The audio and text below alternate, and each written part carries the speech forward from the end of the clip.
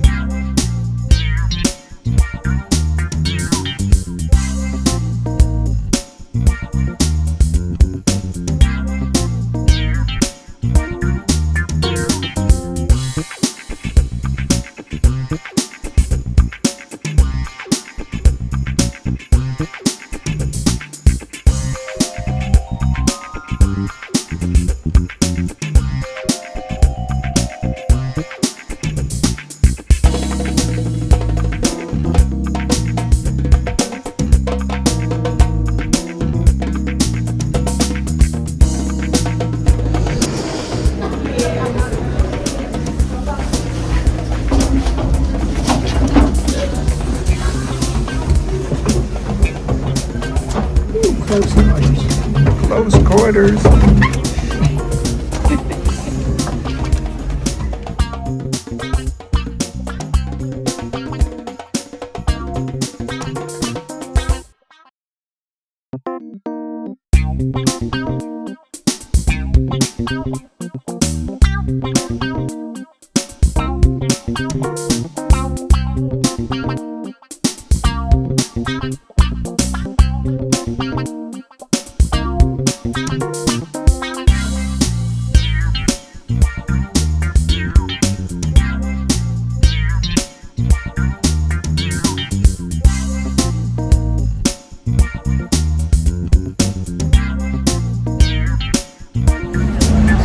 Was it a good ride? Lovely. Lovely.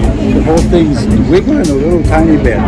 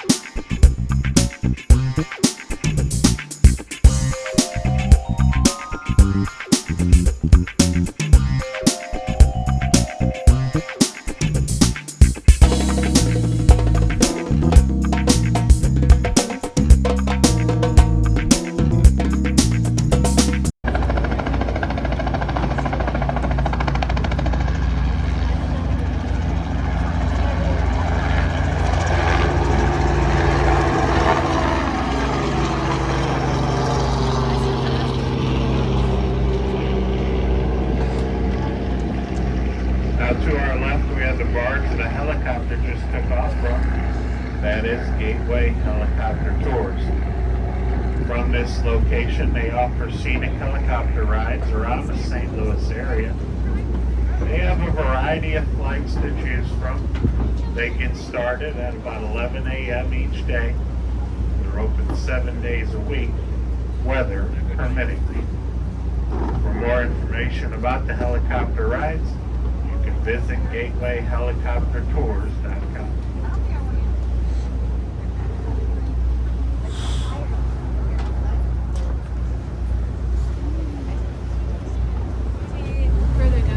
The first bridge we're going to pass beneath today is the Eads Bridge.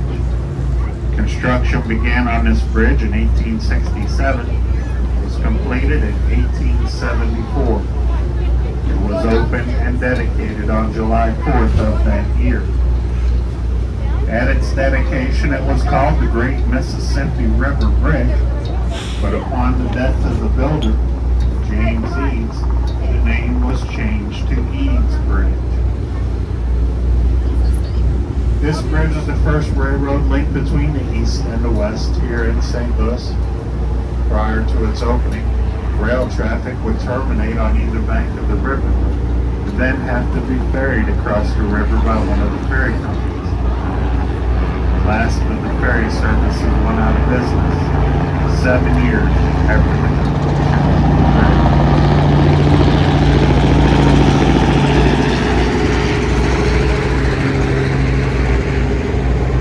There is no longer any commercial rail service across the bridge today, and it's at no fault to the bridge itself. Large, modern-day boxcars were too big to fit through the tunnels that went through the approachways and then beneath the city. The rail tracks have been taken over by the Metrolink system. Metrolink is a light rail passenger train that offers service from Belleville, Illinois, which is about 15 miles to the east, across the river, through the city, and out to the St. Louis Airport. The upper deck of that bridge carries automobile and pedestrian traffic.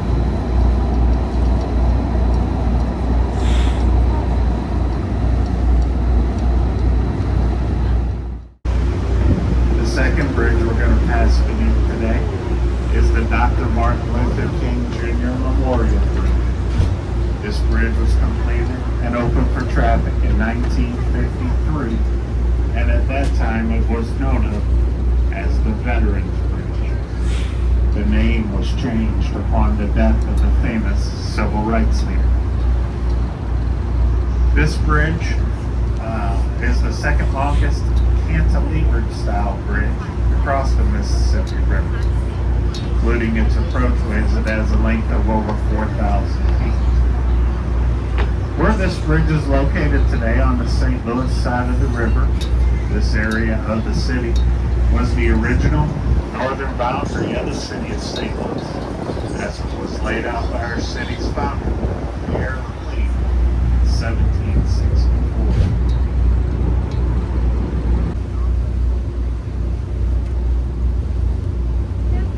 To our left is a large brown brick building.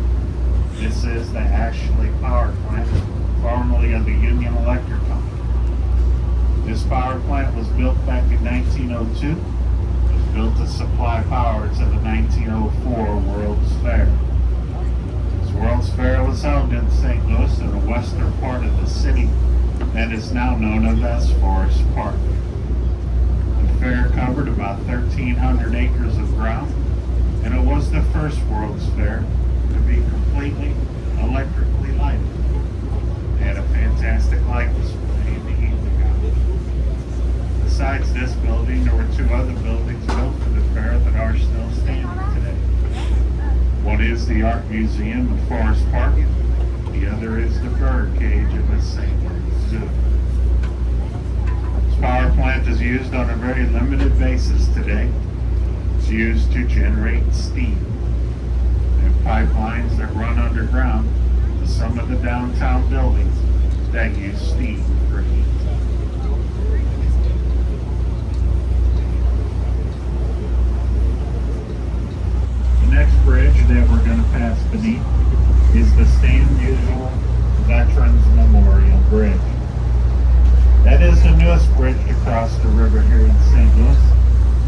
been completed in 2014. This bridge carries Highway 70 across the Mississippi River. The Missouri Department of Transportation, who maintains that bridge, estimates that 50 to 55,000 vehicles will cross the river on that bridge each day. It's what's known of as a cable stay bridge. The twin towers that the cables are attached to rise over 400 feet above the road level. Those twin towers are 1,500 feet apart.